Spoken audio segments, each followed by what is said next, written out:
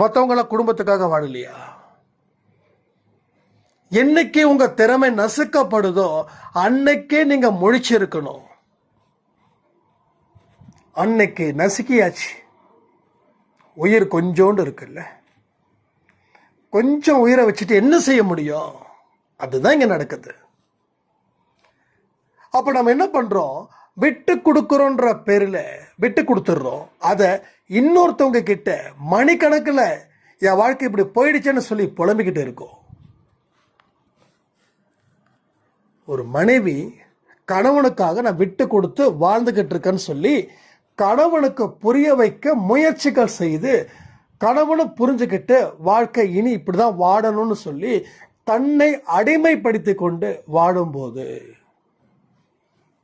விட்டு கொடுத்து வாழ்றதுன்றது வேற, அடிமைப்படுத்தி விட்டு கொடுத்து வாழ்வதுன்றது வேற. ரெண்டுத்துக்கும் வித்தியாசம் இருக்குது, புரிஞ்சுக்கணும். என்னடா இவரா அதுக்கு